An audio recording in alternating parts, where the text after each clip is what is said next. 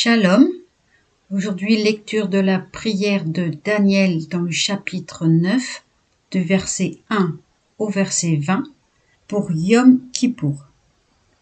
Dans la première année de Darius, fils d'Assuérus, de la race des Mèdes, qui avait été placé à la tête du royaume des Chaldéens, dans la première année de son règne, moi, Daniel, lisant dans les livres, je cherchais à comprendre le compte des années qui, suivant la parole de Yahweh, adressée au prophète Jérémie, devait passer sur les ruines de Yerushalayim, à savoir 70 années.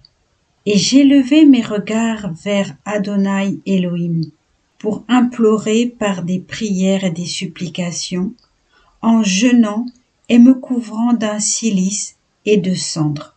J'adressai donc à Yahweh, mon Elohim, ma prière et ma confession.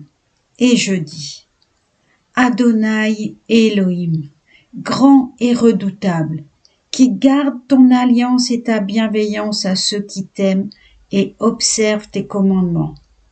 Nous avons péché et prévariqué, nous nous sommes abandonnés au mal et à la rébellion, écartés de tes préceptes et de tes statuts.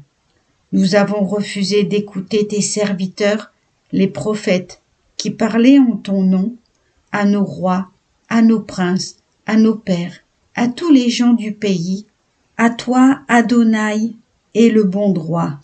Et sur nous rejaillit la honte en ce jour.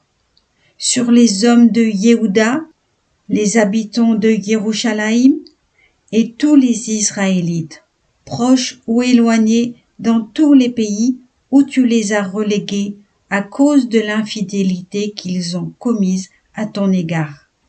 Yahweh, sur nous rejaillit la honte, sur nos rois, nos princes, nos ancêtres, car nous avons péché contre toi. À toi, Adonai Elohenu, appartiennent la clémence et le pardon.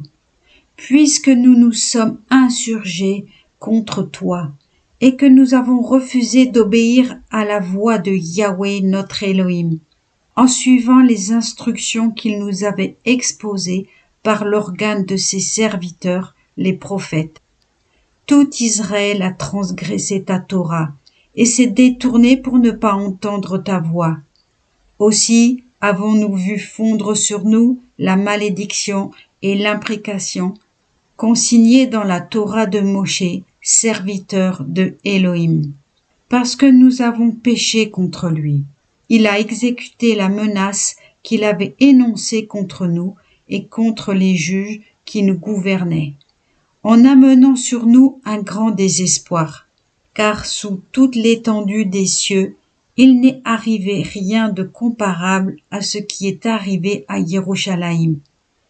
Conformément à ce qui est écrit dans la Torah de Moshe, toute cette calamité nous a atteints et nous n'avons pas cherché à fléchir Yahweh, notre Elohim, Elohenu, en renonçant à nos fautes et en nous pénétrant de ta vérité.